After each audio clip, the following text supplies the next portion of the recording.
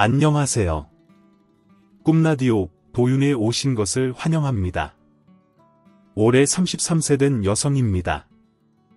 지난 3년간 겪은 어이없는 일을 여러분께 들려드리고자 합니다. 제 어린 시절 첫 기억은 어린이집에서 선생님과 단둘이 있을 때 어머니가 급히 달려오시던 장면입니다. 어렸을 때부터 영특하다는 말을 많이 들으며 자랐습니다. 그래서인지 어머니가 어떤 일을 하시는지 어린 나이에도 어렴풋이 알고 있었습니다. 어머니가 하시는 일을 파출부라고 부른 것은 조금 더 큰 후의 일이었지만요. 어머니는 아침 일찍 나가셔서 저녁 늦게 돌아오시는 분이셨습니다. 그래서 저는 어릴 때부터 다른 사람의 손에 맡겨지는 경우가 많았습니다. 하지만 어머니가 저에게 수월하다고 느낀 적은 한 번도 없었습니다. 어머니는 음식 솜씨가 뛰어나셨고 손재주가 좋아서 사람들은 저를 부잣집 딸이라고 생각할 정도였고, 친구들이 한 번도 먹어보지 못한 음식들도 저는 부족함 없이 먹을 수 있었습니다. 부족함을 느끼지 않고 지내다가 제 가정 환경이 다른 사람들과 다르다는 것을 알게 된 것은 초등학교 고학년 때였습니다. 학기가 시작할 때 학교에서 주는 가정통신문에는 개인정보를 적는 종이가 첨부됩니다. 고학년이 되어서야 그 종이를 자세히 들여다보게 되었습니다. 지금까지는 어머니가 적어주셨는데 그때는 제가 직접 적고 싶었습니다. 어머니께 제가 적겠다고 하고 펜을 들었을 때 뭔가 이상함을 느꼈습니다. 부모란에 내용을 적어야 하는데 저는 아버지가 없었습니다. 한 번도 아버지가 없다는 공백을 느낀 적이 없었는데 그때 처음으로 아버지가 없다는 사실을 실감하게 되었습니다. 아버지의 빈자리를 느끼지 않을 수 있었던 것은 어머니의 노력 덕분이라는 것을 지금은 알지만, 당시에는 왜 나는 아버지가 없는지 의문이 전부였습니다. 왜 나는 아버지가 없느냐는 질문에 어머니는 아버지는 분명 수영이를 보고 싶어 하시지만 멀리 가셔서 이제 돌아오지 못해. 수영이가 더 크면 엄마가 자세히 말해줄게 라고 하셨습니다. 의아할 수도 있지만 저는 어머니의 이 말을 온전히 이해했습니다. 애초에 아버지의 빈자리를 크게 느끼지도 않았고요. 저는 그저 어머니와의 생활이 만족스럽고 행복했습니다. 물론 중고등학생이 되어 주변 사람들에게 아버지의 부재를 알리면 분위기가 차분해지거나 안쓰러워하는 반응이 대부분이었지만, 주변인들이 아버지 없이 자란 저에게 상처를 줄까 조심스러워하는 것이 보였기에 딱히 상처받는 일도 없었습니다. 성인이 되고 나서 아르바이트를 하고 나서야 한부모 가정에 대한 차별적인 시선을 받아보았습니다. 가정 형편이 넉넉하지 않았기 때문에 대학 입학 전 생활비를 마련하기 위해 시작한 저의 첫 알바 자리에선 아버지가 없다는 사실을 알고부터 제가 무슨 실수를 하든 네가 아버지가 없어서 그렇다. 이래서 아버지 없이 자란 애들은 이라는 말을 덧붙이더라고요. 그때 저는 패스트푸드점에서 일을 하고 있었고, 그런 일을 겪고는 대학에 입학하자마자 과외를 시작했습니다. 공부를 꽤 잘해 알아주는 의대에 들어갔거든요. 과외를 할 때는 제가 자라온 가정 환경을 이야기할 상황이 없었고, 학생의 성적과 교육이 우선이었기 때문에 말도 안 되는 이유로 트집 잡힐 일은 없었습니다. 지금 생각해보면 저는 참 운이 좋았던 축에 속하는 것 같습니다.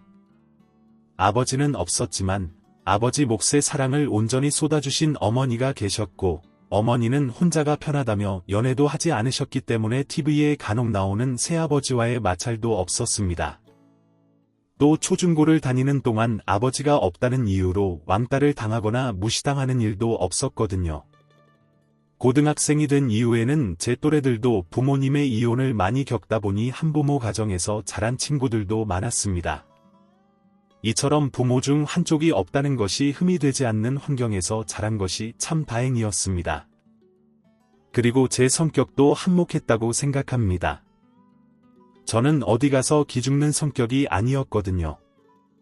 아닌 것은 아닌 거다라는 생각이 강한 저는 어릴 때부터 부조리한 것들을 참지 못해 어머니가 종종 수습을 하셔야 했습니다. 한 번은 어머니가 저에게 한 일화를 이야기해 주셨어요.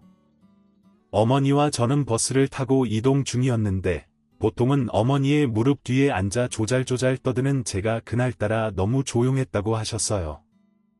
제 시선이 닿는 곳을 따라가 보니 경로석에서 시선이 멈췄다고 합니다. 경로석에는 젊은 남자가 앉아 있었는데 제가 갑자기 어머니 옷깃을 당기더니 엄마, 저 사람은 왜 저기 앉아 있어? 라고 큰 소리로 말했어요.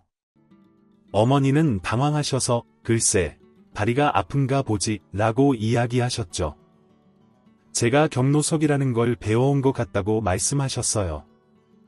경로석에는 젊은 남자가 앉아 있었고 앞에는 노인분이 서 계셨는데 의자에 앉은 남자는 누가 봐도 멀쩡해 보이는 사람이었죠. 하지만 어머니는 건장한 남성을 향해 쓴소리를 할 용기가 없으셔서 저의 시선을 다른 곳으로 돌리려고 하셨는데 저는 그런 어머니의 마음을 아는지 모르는지 대뜸 큰 소리로 경로석에 앉은 남자를 향해 아저씨, 거기 앉으시면 안 돼요. 거기는 몸이 안 좋고 힘든 사람이 앉는 곳이거든요. 아저씨, 어디 아파요? 라고 말했다고 합니다.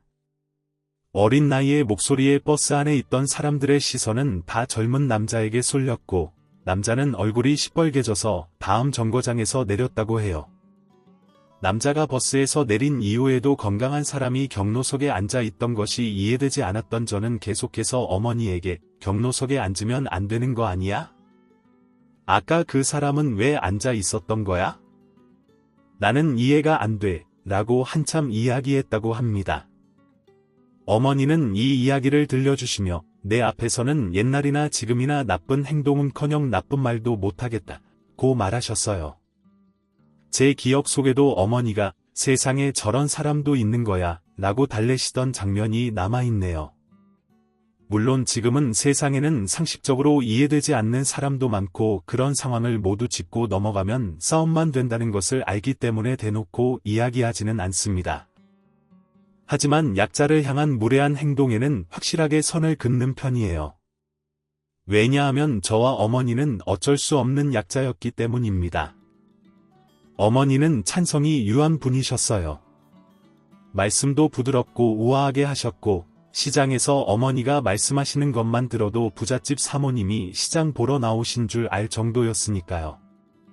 심성도 고우셔서 주변에 홀로 사는 노인들이나 부모 없는 아이들, 불쌍한 사람들에게 늘 도움의 손길을 내미셨습니다. 어머니는 평일에 일찍 나가셔서 늦게 들어오셨지만 주말엔 조금 일찍 집에 들어오셨어요. 그럴 때면 저는 어머니의 손을 잡고 봉사활동을 가곤 했습니다. 갈 곳 없는 아이들을 돌보는 교회에 가서 어머니가 빨래를 하고 식사 준비를 하시면 저는 아이들과 놀거나 어머니의 일을 거들곤 했어요. 아무것도 모르는 어린 나이에 간 봉사활동이었지만 행복해 보이는 어머니의 모습에 저도 즐거운 마음으로 함께할 수 있었습니다. 또래들과 노는 게 반이었지만요. 지금도 어머니와의 추억을 떠올리면 해가 뉘엿뉘엿할 때 봉사활동을 끝내고 집으로 돌아가던 길에 어머니가 사주셨던 사탕 하나가 생각납니다. 이런 아름다운 기억이 있지만 좋은 기억만 있는 것은 아니에요. 저와 어머니는 사회적 약자에 속했기 때문에 여러 가지 좋지 않은 일을 겪기도 했습니다. 가장 또렷하게 기억나는 큰일은 제가 고등학생 때였어요. 고등학생 때는 한창 대학 입시를 준비하고 있었기 때문에 야자를 마치고 독서실에 갔다가 새벽 1시 반쯤 집에 돌아가는 생활을 하고 있었죠. 어머니가 그 시간까지 집에 들어오지 않을 리가 없기 때문에 아무 생각 없이 집 문을 열고 들어갔는데 집이 캄캄한 거예요. 어머니는 매일 거실에서 제가 돌아올 때까지 기다리셨는데 그날엔 어머니도 안 계시고 불도 안 켜져 있어 의아했죠. 어머니는 평소에 공부하는데 방해될까봐 연락을 안 하시고 제가 집으로 돌아간다는 연락에만 답장하셨습니다. 그런데 그날은 어머니가 제 연락에 답장이 없기에 주무시나 생각만 하고 집으로 돌아간 참이었어요. 냉기가 도는 집, 흔적 없는 어머니의 모습. 처음으로 공포스러운 감정을 경험하고 경찰서에 전화를 했습니다. 덜덜 떨리는 목소리로 엄마가 집에 있어야 하는데 엄마가 없어요 라고 말하니 경찰이 주소를 물었습니다. 주소를 대답하자 얼마 지나지 않아 전화기 너머로 어머니의 목소리가 들리더군요. 이 시간에 어머니가 경찰서에 계시다니 어머니가 무사하다는 안도감과 함께 의아함이 밀려왔어요. 어머니는 저를 우선 안심시키시고 전화를 끊으셨습니다. 밤새 어머니를 기다리다가 잠깐 잠들었는데 깨어보니 어머니가 집에 계셨습니다. 아침을 준비하시는 어머니에게 어떻게 된 일인지 물었지만 어머니는 대답해 주지 않으셨습니다. 한 번도 본 적 없는 단호한 표정으로 자초지종을 묻는 저의 말을 끊고 학교 갈 준비를 시키시던 어머니가 낯설어 더 이상의 질문을 하지 못한 채 등교할 수밖에 없었습니다. 학교에 가서도 어머니가 그 시간에 경찰서에 있었던 이유만 생각나서 도통 수업에 집중할 수 없었습니다. 우등생인 제가 수업에 집중하지 못하자 무슨 일이냐며 물으시는 선생님들이 많았습니다. 결국 저는 야자도 하지 않고 집으로 돌아갔습니다. 먼저 집에 들어가 어머니를 기다리고 있자 어머니가 돌아오셨고 어머니는 제가 이 시간에 집에 있는 것에 놀란 듯 보였습니다. 하지만 이내 제가 왜 야자도 하지 않고 집에 돌아왔는지 눈치채시고 어제 있었던 일에 대해 말씀해 주셨습니다. 아무래도 이사 가야 할 것 같아 어머니의 첫마디였습니다. 이게 도대체 어제 어머니가 경찰서에 있었던 일과 무슨 연관이 있는가 싶어 저는 잠자코 어머니의 이야기를 들었습니다. 사건의 전말은 이러했습니다. 제가 살던 집은 오래된 빌라였고 1층에 세 집이 나란히 붙어 있는 형태의 건물이었습니다. 한 집은 결혼한 지 얼마 안 된 젊은 부부가 살고 있었고 한 집은 저와 어머니, 나머지 한 집은 혼자 사는 30대 중반 남자가 살고 있었습니다. 젊은 부부는 맞벌이라 저는 거의 본 적이 없었습니다. 주말 대부분을 독서실과 제 방 책상 앞에서 보냈기 때문에 아침에 학교 갈 때나 한두 번 마주치는 게 전부였습니다. 하지만 혼자 사는 30대 중반 남자는 제가 삼촌이라고 부를 정도로 이사 왔을 때부터 가깝게 왕래하던 사람이었습니다. 가깝게 왕래했다고 해봤자 신혼부부 집보다 자주 봤다는 것뿐이지 음식을 하면 가끔 나눠주고 제가 집에 돌아올 때 밖에 나와 담배 피우는 삼촌과 인사하는 정도였습니다. 어머니도 저와 마찬가지였습니다. 다만 저보다 집에 있는 시간이 길어 쓰레기를 버리러 가거나 장본걸 옮길 때 한두 번 도움을 받으셨다고 합니다. 도움을 받으면 보답을 하는 일이 몇 번 있다 보니 이웃 사촌으로 잘 지내고 있었습니다. 그 삼촌은 뚜렷한 직업이 있는 것 같지 않았습니다. 직업이 있는 30대 남자가 하루 종일 집에 있을 리가 없으니까요. 엄청 지저분한 모습은 아니었지만 그렇다고 깔끔한 행색도 아니었습니다. 음침하거나 기분 나쁜 성격도 아니었고요. 삼촌에 대한 인식은 어머니도 마찬가지였습니다.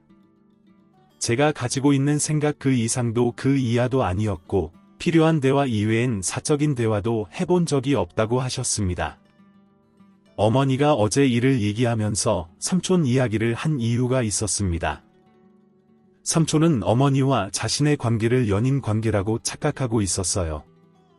어머니는 삼촌이 집에만 있는 것 같긴 했지만 뭔가 이유가 있을 거라 생각했고 매일 운동도 하고 쾌활해 보였기에 그런 생각을 전혀 하지 못했다고 난색을 표하셨습니다. 저 또한 마찬가지였어요.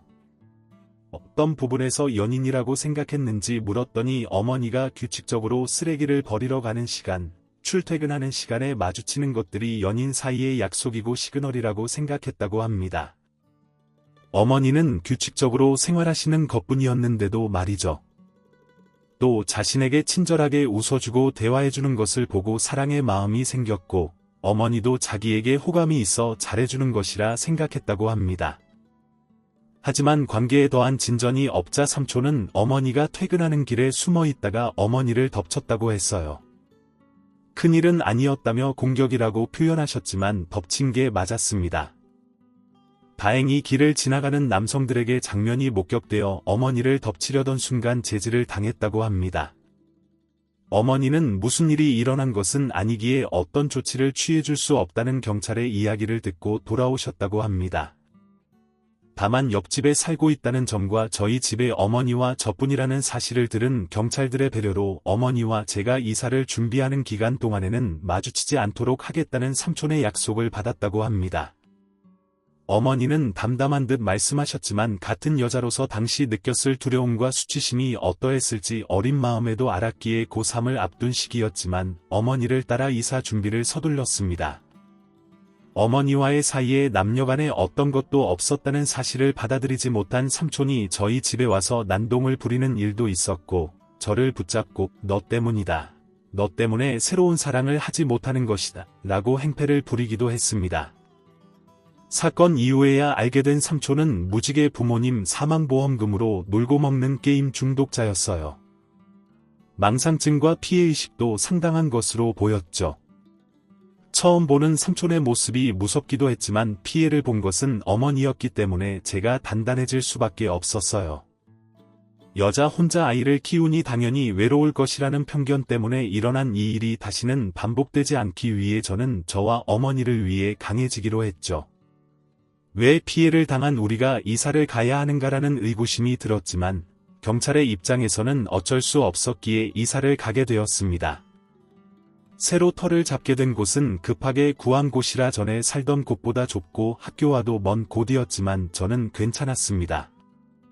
A67 오디오 각 2024.07.11목 오후 6시 51분 39분 58초 쿠릴록 마어시너 안녕하세요. 올해 33이 된 여자입니다.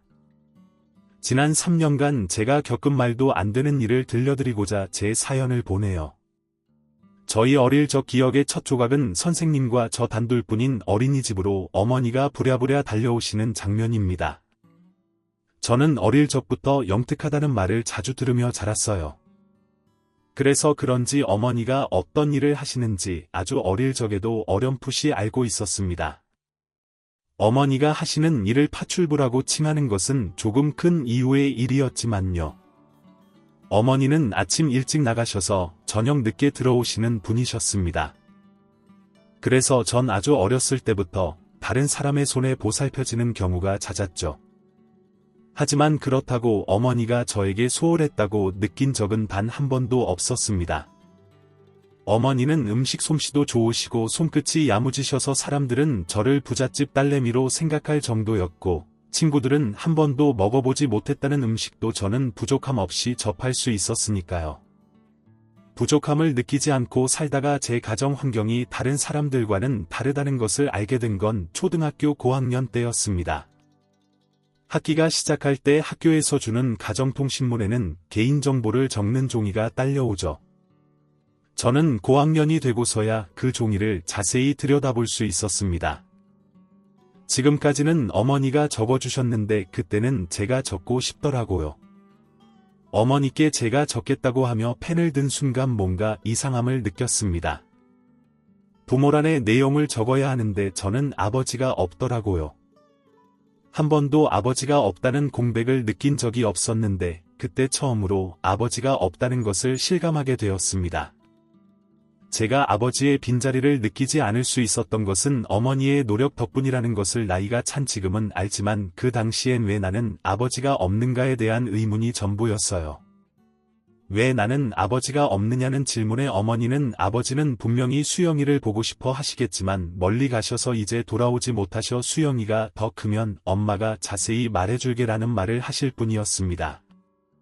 의아해하실 수도 있지만 저는 어머니의 이 말을 온전히 이해했어요. 애초에 아버지의 빈자리를 크게 느끼지도 않았고요. 전 그냥 어머니와의 생활이 만족스러웠고 행복했습니다. 물론 중고등학생이 되어 주변 사람들에게 아버지의 부재를 알리면 분위기가 차분해지거나 안쓰러워하는 반응이 대부분이었지만 주변인들이 아버지 없이 자란 저에게 상처를 줄까 조심스러워하는 것이 보였기에 딱히 상처되는 일도 없었어요. 성인이 되고 나서 아르바이트를 하고 나서야 한부모 가정에 대한 차별적인 시선을 받아봤네요. 가정 형편이 넉넉하지 않았기 때문에 대학 입학 전 생활비를 마련하기 위해 시작한 저의 첫 알바 자리에선 아버지가 없다는 사실을 알고부턴 제가 무슨 실수를 하든 네가 아버지가 없어서 그렇다 이래서 아버지 없이 자란 애들은 이라는 말을 덧붙이더라고요. 제 첫 알바 자리였던 패스트푸드점에서 그런 일을 당하고는 대학에 입학하자마자 바로 과외를 시작했습니다. 공부를 꽤 잘해 알아주는 의대에 들어갔거든요. 과외를 할 때는 제가 자라온 가정 환경을 이야기할 상황이 없었고 학생의 성적과 교육이 우선이었기 때문에 말도 안 되는 것으로 책 잡힐 일은 없었습니다. 사연을 쓰고 있는 지금 곰곰이 생각해보면 저는 참 운이 좋았던 축에 속하는 듯합니다. 아버지는 없었지만 아버지 몫의 사랑을 온전히 쏟아주신 어머니가 계셨고 어머니는 혼자가 편하다며 연애도 하지 않으셨기 때문에 TV에 간혹 나오는 새 아버지와의 마찰도 없었습니다. 또 초중고를 다니는 동안 아버지가 없다는 이유로 왕따를 당하거나 무시당하는 일도 없었거든요.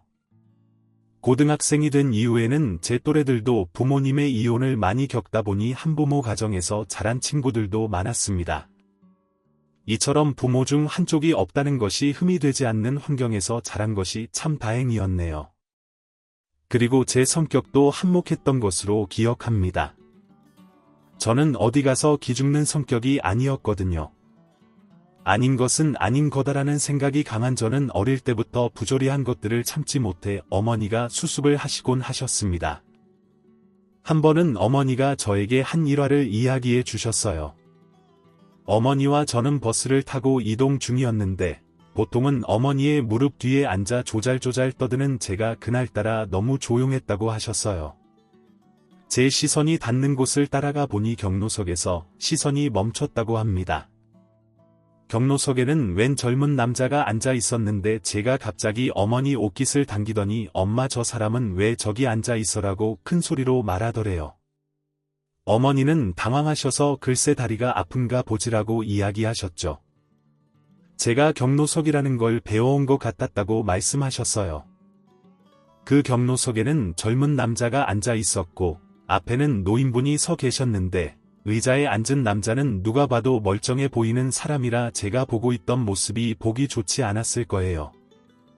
하지만 어머니는 건장한 남성을 향해 쓴소리를 할 용기가 없었기에 저희 시선을 다른 곳으로 돌리려고 하셨는데 저는 그런 어머니의 마음을 아는지 모르는지 대뜸 큰 소리로 경로석에 앉은 남자를 향해 아저씨 거기 앉으시면 안 돼요. 거기는 몸이 안 좋고 힘든 사람이 앉는 곳이거든요. 아저씨 어디 아파요? 라고 말했다고 합니다. 어린 나이에 목소리에 버스 안에 있던 사람들의 시선은 다 젊은 남자에게 쏠렸고 남자는 얼굴이 시뻘개져서 그 다음 정거장에서 내렸다고 해요. 남자가 버스에서 내린 이후에도 건강한 사람이 경로석에 앉아 있던 것이 이해되지 않았던 저는 계속해서 어머니에게 경로석에 앉으면 안 되는 거 아니야? 아까 그 사람은 왜 앉아 있었던 거야? 나는 이해가 안 되라고 한참 이야기했다고 합니다.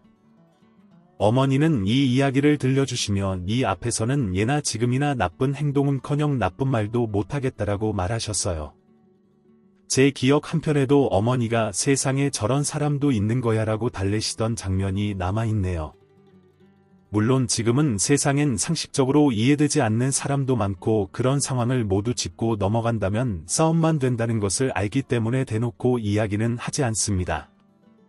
하지만 약자를 향한 무례한 행동에는 확실하게 선을 긋는 편이에요. 왜냐면 저와 어머니는 어쩔 수 없는 약자였기 때문입니다. 어머니는 찬성이 유한 분이셨어요. 말씀도 부드럽고 우아하게 하셨고 시장에서 어머니가 말씀하시는 것만 들으면 부잣집 사모님이 시장 보러 나오는 줄 알 정도였으니까요. 심성도 고우셔서 주변에 홀로 사는 노인들이나 부모가 없는 아이들, 불쌍한 사람들에게 늘 도움의 손길을 내미셨습니다. 어머니는 평일에 일찍 나가셔서 늦게 들어오셨지만 주말엔 조금 일찍 집에 들어오셨어요. 그럴 때면 전 어머니의 손을 잡고 봉사활동을 가곤 했습니다. 갈 곳 없는 아이들을 돌보고 있는 교회에 가서 어머니가 빨래를 하고 식사 준비를 하시면 저는 아이들과 놀거나 어머니의 일을 거들곤 했어요. 아무것도 모르는 어린 나이에 간 봉사활동이었지만 행복해 보이는 어머니의 모습에 저 또한 즐거운 마음으로 함께할 수 있었습니다. 또래들과 노는 게 반절이었지만요. 지금도 어머니와의 추억을 떠올리면 해가 뉘엿뉘엿할 때 봉사활동을 끝내고 집으로 돌아가던 길 어머니가 사주시던 사탕 하나가 생각납니다. 이런 아름다운 기억이 있지만 좋은 기억만 있는 것은 아니에요. 저와 어머니는 사회적 약자에 속했기 때문에 여러 가지 좋지 않은 일을 겪기도 했습니다. 가장 또렷하게 기억나는 큰일은 제가 고등학생 때였어요. 고등학생 때는 한창 대학 입시를 준비하고 있었기 때문에 야자를 마치고 독서실에 갔다가 새벽 1시 반쯤 집에 돌아가는 생활하고 있었죠. 어머니가 그 시간까지 집에 들어오지 않을 리가 없기 때문에 아무 생각 없이 집 문을 열고 들어갔는데 집이 캄캄한 거예요. 어머니는 매일 거실에 앉아 제가 돌아올 때까지 기다리셨는데 그날엔 어머니도 안 계시고 불도 안 켜져 있어 의아했죠. 어머니는 평소에 공부하는데 방해될까 연락을 안 하시고 제가 집으로 돌아간다는 연락에만 답장하셨습니다. 그런데 그날은 어머니가 제 연락에 답장이 없기에 주무시나 생각만 하고 집으로 돌아간 참이었어요. 냉기가 도는 집 흔적 없는 어머니의 모습. 처음으로 공포스러운 감정을 경험하고 경찰서에 전화를 했습니다. 덜덜 떨리는 목소리로 엄마가 집에 있어야 하는데 엄마가 없어요라고 말하니 저희 주소를 묻는 경찰에게 주소를 대답했습니다. 그러자 얼마 안 있어 전화기 너머로 엄마의 목소리가 들리더군요. 이 시간에 엄마가 경찰서라니 엄마가 무사하다는 안도감과 함께 의아함이 찾아왔어요. 어머니는 저를 우선 안심시키시고 전화를 끊으셨습니다. 어머니를 밤새 기다리다 잠깐 잠들었다. 깨니 어머니가 집에 계시더라고요. 아침을 준비하고 계신 어머니에게 어떻게 된 것인지를 물었지만 어머니는 대답해 주지 않으셨습니다. 한 번도 본 적 없는 단호한 표정으로 자초지종을 묻는 저의 말을 끊고 학교 갈 준비를 시키시던 어머니가 낯설어 더 이상의 질문을 하지 못한 채 등교할 수밖에 없었습니다. 학교에 가서도 무슨 일이었길래 어머니가 그 시간에 경찰서에 있었던 것인가에 대한 생각만 가득했어요. 우등생으로 손꼽히는 제가 도통 수업에 집중하지 못하자 대체 무슨 일이냐며 물으신 선생님이 한두 분이 아니었습니다. 결국 저는 야자도 하지 않고 집으로 돌아갔습니다. 먼저 집에 들어가 어머니를 기다리고 있자 어머니가 돌아오셨고 어머니는 제가 이 시간에 집에 있는 것에 놀란 듯 보였습니다. 하지만 이내 제가 왜 야자도 하지 않고 집으로 돌아왔는지 눈치채시고 어제 있었던 일에 대해 말씀해 주셨어요. 아무래도 이사 가야 할 것 같다 어머니의 첫마디였습니다. 이게 도대체 어제 엄마가 경찰서에 있었던 일과 무슨 연관이 있는가 싶어 저는 잠자고 어머니의 이야기를 들었죠. 사건의 전말은 이러했습니다. 제가 살던 집은 오래된 빌라였는데 1층에 세 집이 나란히 붙어있는 형태의 건물이었어요. 한 집은 결혼한 지 얼마 안 된 젊은 부부가 살고 있었고 한 집은 저와 엄마, 나머지 한 집은 혼자 사는 30대 중반 남자가 살고 있었습니다. 젊은 부부는 맞벌이라 저는 거의 본 적이 없었어요. 저는 주말에 대부분의 시간을 독서실과 제 방, 책상 앞에서 보냈기 때문에 아침은 학교 갈 때나 한두 번 마주치는 게 전부였죠. 하지만 혼자 사는 30대 중반 남자는 제가 삼촌이라고 부를 정도로 이사 왔을 때부터 가깝게 왕래하던 사람입니다. 가깝게 왕래했다고 해봤자 신혼부부 집보다 자주 봤다 뿐이지 음식하면 가끔 나눠주고 제가 집에 돌아올 때 밖에 나와 담배 피우는 삼촌과 인사하는 게 전부였지만요. 어머니도 저와 마찬가지셨습니다. 다만 저보다 집에 있는 시간이 길어 쓰레기를 버리러 가거나 장본걸 옮길 때 한두 번 도움을 받으셨다고 해요. 도움을 받으면 보답을 하는 게 몇 번 있다 보니 이웃 사촌으로 잘 지내고 있었습니다. 그 삼촌은 뚜렷한 직업이 있는 것 같지 않았어요. 직업이 있는 30대 남자가 하루 종일 집에 있을 리가 없으니까요. 엄청 지저분한 모습은 아니었지만 그렇다고 깔끔한 행색은 아니었습니다. 음침하거나 기분 나쁜 성격도 아니었고요. 삼촌에 대한 인식은 어머니도 마찬가지였습니다. 제가 가지고 있는 생각 그 이상도 그 이하도 아니었고 필요한 대화 이외엔 사적인 대화도 해본 적이 없다고 하더라고요. 엄마가 어제 일을 얘기하면서 삼촌의 이야기를 한 이유가 있었습니다. 삼촌은 어머니와 자신의 관계를 연인 관계라고 착각하고 있었어요. 어머니는 사람이 집에만 있는 것 같긴 했지만 뭔가 이유가 있을 거라고 생각했고 매일 운동도 하고 쾌활해 보이길래 함부로 그런 생각을 할 줄은 꿈에도 몰랐다며 난색을 표하셨어요. 저 또한 마찬가지였어요. 어떤 부분에서 연인이라고 생각했다고 하느냐 물었더니 어머니가 규칙적으로 쓰레기를 버리러 가는 시간, 출퇴근하는 시간을 마주치는 것들이 연인 사이의 약속이고 시그널이라고 생각했다고 합니다. 어머니는 규칙적으로 생활하시는 것뿐이었는데도 말이죠. 또 자신에게 친절하게 웃어주고 대화해주는 것을 보고 사랑의 마음이 생겼고 어머니도 자기에게 호감이 있어 잘해주는 것이라 생각했다 합니다. 하지만 관계에 더한 진전이 없자 어머니가 퇴근하는 길에 숨어있다. 어머니를 덮친 것이라고 했어요. 큰일은 아니었다며 공격이라 표현하셨지만 덮친 게 맞았습니다. 다행히 길을 지나가는 남성들에게 장면이 목격되어 어머니를 덮치려던 순간 제지를 당했다고요. 무슨 일이 일어난 것은 아니기에 어떤 조치를 취해줄 수는 없다는 경찰의 이야기를 듣고 돌아오셨다고 합니다. 다만 옆집에 살고 있다는 점과 저희 집의 어머니와 저뿐이라는 사실을 들은 경찰들의 배려로 어머니와 제가 이사를 준비하는 기간 동안에는 마주치지 않도록 하겠다는 삼촌의 약속을 받을 수 있었다고 합니다. 어머니는 담담한 듯 말하셨지만 같은 여자로서 당시에 느꼈을 두려움과 수치심이 어떠했을지 어린 마음에도 알았기에 고3을 앞둔 시기였지만 어머니를 따라 이사 준비를 서둘렀습니다. 어머니와의 사이에 남녀간에 어떤 것도 없었다는 사실을 받아들이지 못한 삼촌이 저희 집에 와서 난동을 부리는 일도 있었고 저를 붙잡고 너 때문이다. 너 때문에 새로운 사랑을 하지 못하는 것이다라고 행패를 부리기도 했습니다.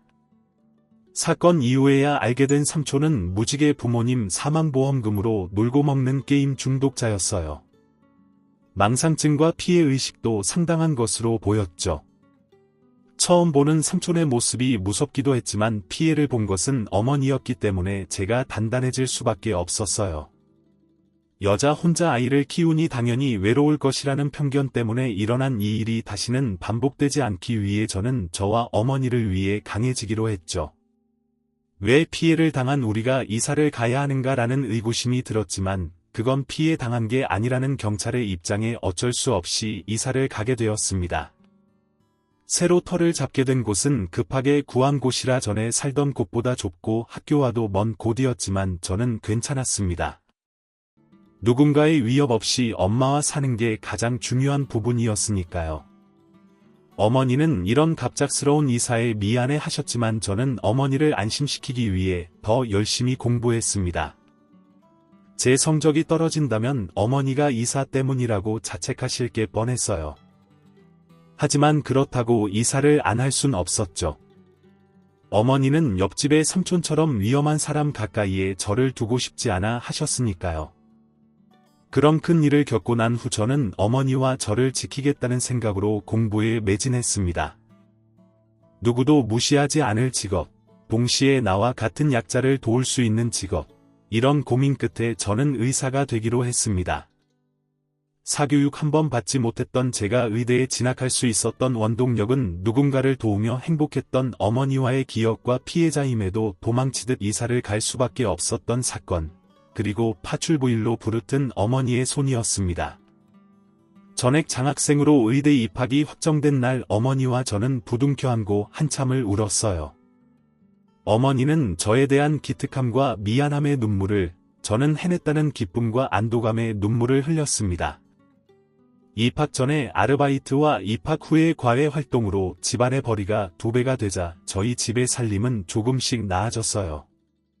도망치듯 이사 갔던 집에서 조금 더 넓은 집으로 옮겨가고 주말엔 어머니와 좋은 데서 식사도 할 수 있었죠.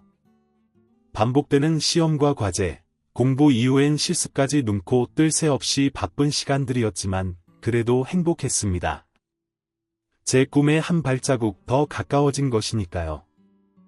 대학생 때는 바쁜 시간을 쪼개 연애도 하고 동기들과 여행도 가며 꿈같은 청춘을 보냈지만 대학 졸업 후에는 대학 생활과는 비교도 안 될 정도의 바쁜 시간들이 준비되어 있었습니다. 자연스럽게 어머니와의 시간은 줄어들게 되었죠. 저는 어머니에게 이제 좋은 어른 만나서 연애라도 해라. 일 때문이라면 이제 그만해도 된다라는 말을 입에 달고 살았지만 어머니는 일과 집, 그리고 저밖에 모르셨습니다. 그리고 일과 집, 저밖에 모르시던 제 어머니는 예고도 없이 갑작스레 돌아가셨습니다. 병원에서 근무 중 어머니에게 전화가 왔습니다. 너무 바빠서 전화를 받지 못하고 잠시 후에 다시 걸어야지라고 생각한 찰나 잠깐 끊긴 전화벨이 다시 울렸습니다.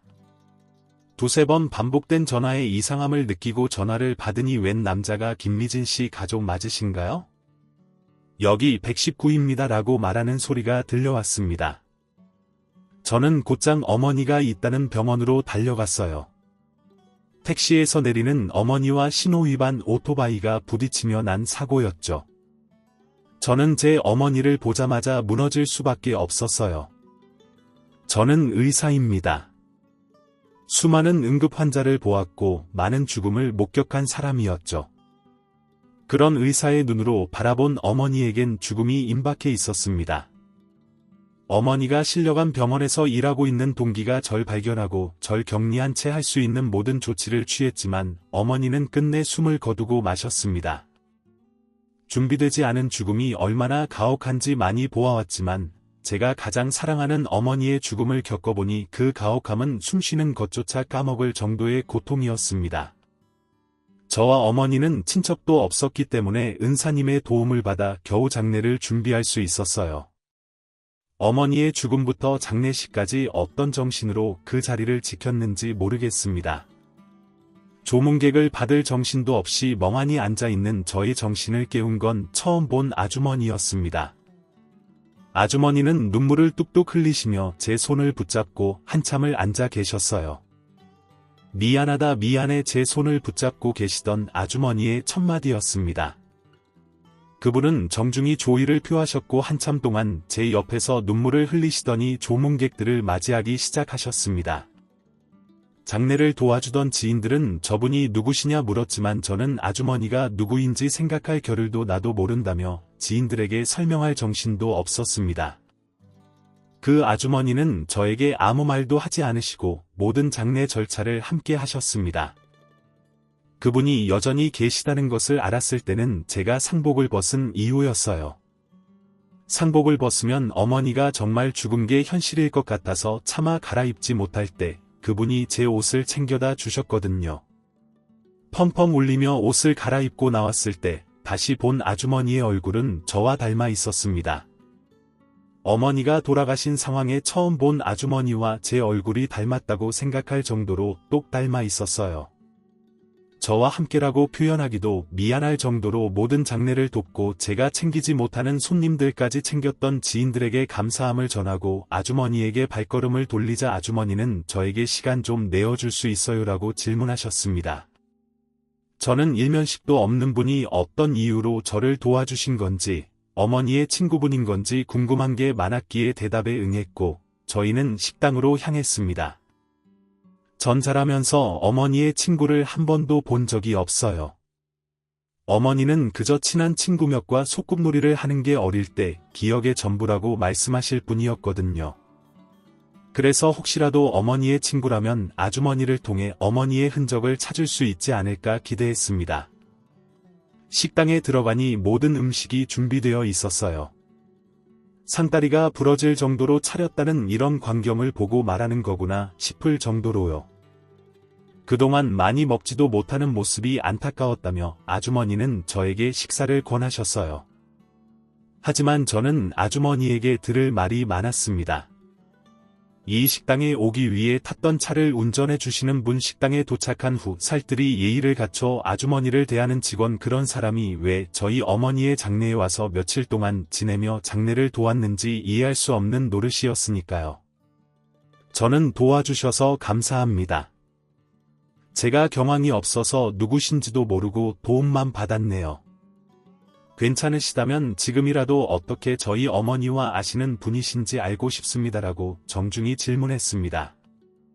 제 질문에 아주머니는 다시금 눈물을 펑펑 흘리셨어요. 이렇게 잘 키워줘서 다행이다라면서요. 눈물을 한참 흘리시던 아주머니는 저에게 상자 하나를 건네주셨어요. 그 상자 안에는 사진 몇 장과 편지 몇 장이 있었습니다. 사진에는 제 생년월일이 적힌 쌍둥이 신생아의 사진과 아주머니가 누군가와 주고받은 편지가 있었죠. 나와 너무나도 닮은 아주머니의 얼굴, 내 생년월일이 적힌 신생아 사진이 설마 하는 생각을 심어주었지만 설마 나에게 그런 영화 같은 일이 있을 리가 없다며 애써 부인했어요. 하지만 두 번째 사진과 편지 한 통을 본 이후에는 설마가 확신으로 바뀌었습니다.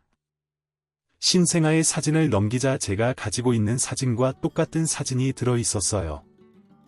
제 돌을 맞아 찍은 사진이라고 했습니다. 다만 제가 가지고 있는 사진과는 조금 다른 점이 있었어요. 제가 가지고 있는 사진에는 어머니가 저를 안고 있는 모습뿐이었는데 아주머니가 주신 사진에는 저를 안고 있는 어머니와 저와 같은 옷을 입고 있는 아이를 안고 있는 아주머니의 모습이 함께 담겨 있었습니다. 그리고 편지지를 열었더니 익숙한 필체가 보였습니다. 누가 봐도 어머니의 정갈한 필체였어요. 수키야, 편지 잘 받았어. 우리가 비록 이렇게 떨어져 있지만 나는 너와 했던 약속을 기억해. 언젠가 이 문제들이 해결된다면 우리는 모든 것들을 되돌릴 수 있을 거야. 그때까지 각자 열심히 살자. 그리고 아이들을 잘 키워보자. 우리에겐 우리의 미래뿐만이 아니라 아이들의 미래도 있다는 거 기억하면서 살자. 다시 편지할게. 꼭 건강에 믿기지 않았고 믿고 싶지 않았지만 사진과 편지를 통해 알 수 있는 사실은 저희 어머니가 사실 제 친어머니가 아니라는 것과 이번에 처음 본 아주머니가 제 친어머니라는 것이었어요. 거기에다 쌍둥이 형제까지. 저는 이게 대체 무슨 일인가 싶었습니다. 혼란스러워하는 저의 모습이 보였는지 아주머니는 모든 사연을 설명해 주셨어요. 30년 전 아주머니는 아주 귀한 쌍둥이를 얻으셨고 유복한 친정과 시댁 환경 덕에 아무 부족함 없이 아이를 기를 수 있었습니다. 남편의 사업은 날이 갈수록 상승세였고 좋은 일만 있을 거라 생각했죠. 하지만 아이들이 두 돌이 될 무렵 회사가 큰 위기를 겪으며 도산 위기에 처했고 위기를 극복해보고자 동분서주하던 남편은 갑작스러운 사고로 사망하게 되었다고 합니다. 남편의 갑작스러운 사망으로 인해 당시 셋째 아이를 임신 중이었던 아주머니는 아이마저 잃게 되고 그 아픔이 가시기도 전에 남편의 죽음을 기다렸다는 듯이 회사 직원들의 횡령과 사기가 드러나 막대한 책임 보상이 아주머니에게로 돌아갔습니다. 아주머니 남편의 사업은 시댁에서 하는 사업이었고 모든 타격은 시댁으로 돌아갔기 때문에 도움을 줄 곳은 친정뿐이었고 아주머니는 아이를 잃은 슬픔을 충분히 겪지도 못한 채 살아갈 방편을 찾기 위해 친정의 도움을 구할 수밖에 없었습니다. 하지만 친정도 남편의 사업에 많은 투자를 했기에 상황이 좋지 못했죠. 회사의 도산 위기와 동시에 횡령과 사기를 저지른 직원들은 이미 어디론가 사라진 후였고 한 번도 사회생활을 해본 적 없는 아주머니에게는 이 모든 위기가 자신을 집어삼킬 것처럼 느껴졌다고 했습니다. 모든 것을 포기하고 아이들과 죽어버릴까 생각하는 아주머니를 붙잡아준 것은 바로 저희 어머니였다고 했어요. 어머니는 아주머니의 친정에서 일하시던 입주가정부의 딸이었고 성별과 나이가 같고 신분 차이가 난다고 나무라는 어른도 없었기 때문에 두 아이는 어릴 때부터 자매처럼 컸다고 했어요. 입주가정부의 딸이었다고 해도 어머니는 회사를 들어가고 싶어 했기 때문에 열심히 공부해서 대학에 입학한 분이었죠. 공부로는 꽤 유명했었다고 했습니다. 저는 처음 듣는 이야기였어요. 그렇게 꿈을 쫓아 살던 어머니는 가장 친한 친구가 무너지는 것을 보시고 큰 결심을 하십니다. 바로 아주머니의 두 아이를 서로 나눠 키우다 상황이 나아지면 다시 자신들의 자리를 찾아가자는 제의를 아주머니에게 하게 된 거죠. 그 두 아이 중 여자아이가 저이고 남자아이는 아주머니의 아들이라 했습니다. 가족 같은 친구가 자기뿐만 아니라 아이마저 포기할까 두려웠던 꿈 많던 저희 어머니는 그렇게 저를 데리고 가족들조차 모르게 떠나셨습니다. 아무리 막역한 사이였다 해도 딸이 친구의 아이를 데려다 키운다는데 좋아할 부모님이 있을 리가 없으니까요.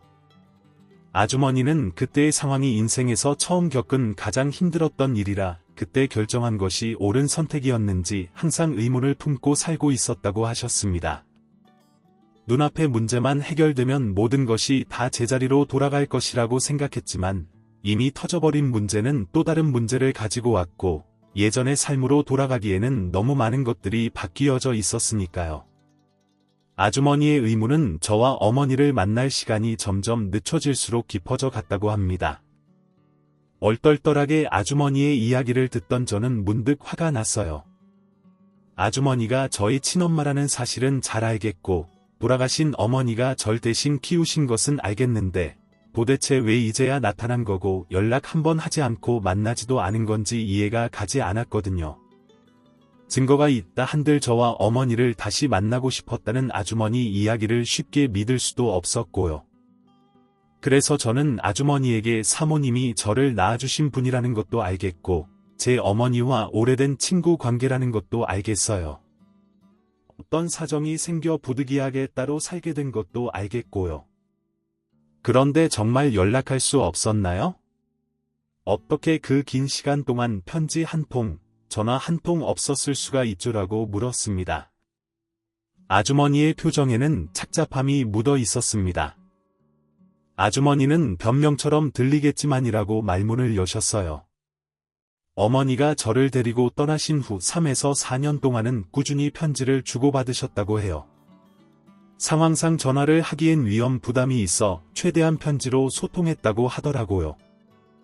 두 분은 아직 아이들이 어리니 이 모든 사실을 알려주기엔 시기가 적절하지 않다고 생각했고, 3에서 4년 동안 상황이 많이 나아졌으니 조금만 더 있다가 자연스럽게 다시 저를 만날 생각이었다고요. 그렇게 드디어 가족들이 모여 살 수 있는 길이 생겼다라고 생각한 찰나 일이 터졌다고 합니다. 빚과 망한 사업의 후폭풍은 생각보다 너무 강했고 3에서 4년 동안 이런저런 고생을 겪었다.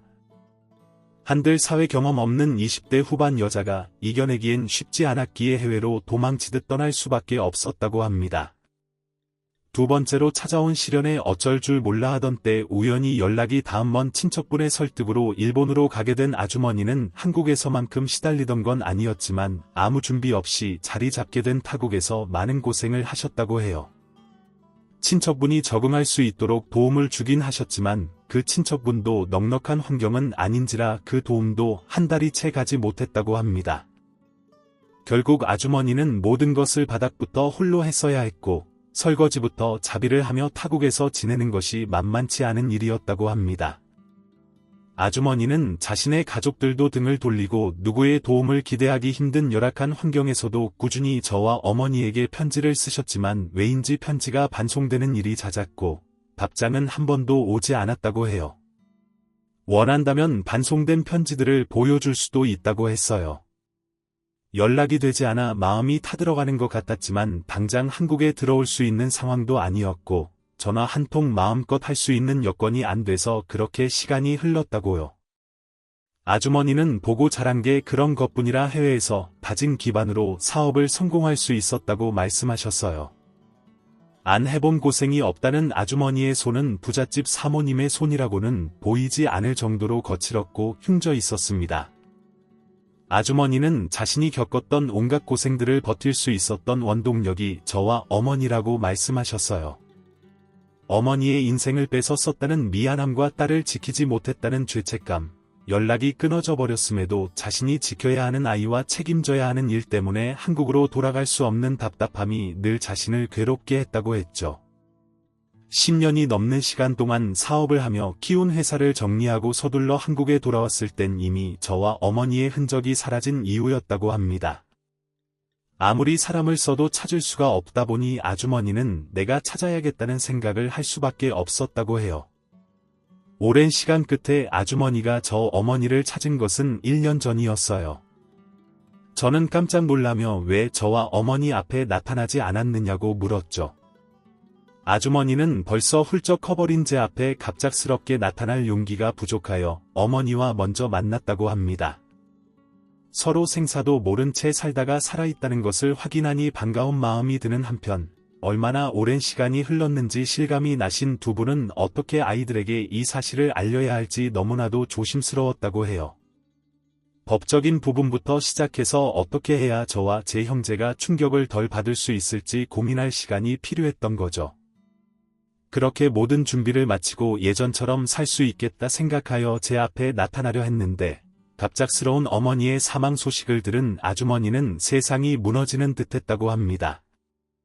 남편의 죽음, 회사의 부도 믿었던 사람의 배신, 가족들의 외면을 한 번에 겪었을 때보다 더한 상실감이었다고 했어요. 하지만 상실감으로 망연자실하게 장례식장에 들어온 아주머니는 저를 보자마자 정신이 또렷해지는 듯했다고 합니다. 멀리서 사진으로만 보던 제가 세상을 다 잃은 표정으로 죽어가는 듯했다고 해요. 겨우 만난 사랑하는 친구를 잃은 슬픔의 딸마저 잃고 싶지 않았다고 하셨습니다. 아주머니의 이야기를 다 들은 저는 밥 한 숟가락 뜨지 못하고 자리를 빠져나왔습니다. 운전기사를 데려가라는 아주머니의 말씀도 거절하고 집으로 돌아와 한참을 생각했죠. 이 모든 이야기가 꽤나 충격적이었으니까요. 하지만 저에겐 어머니의 죽음을 받아들이고 제 일상을 회복해야 하는 중요한 숙제가 남아 있었습니다. 그렇게 반년 정도는 문득문득 실감나는 어머니의 죽음에 슬퍼하다가 다시 일상생활로 돌아가는 것을 반복했던 것 같아요. 아주머니는 제가 그렇게 돌아간 후 일주일 정도 매일 찾아오고 연락을 시도하셨지만 어머니의 죽음을 애도할 시간이 필요하다는 저의 말에 제가 먼저 연락을 드렸을 때까지 연락이 없으셨습니다. 아주머니에게는 어머니의 죽음을 애도할 시간을 달라고 말했지만 사실 저 아주머니에 대한 의심과 불신이 남아 있었어요.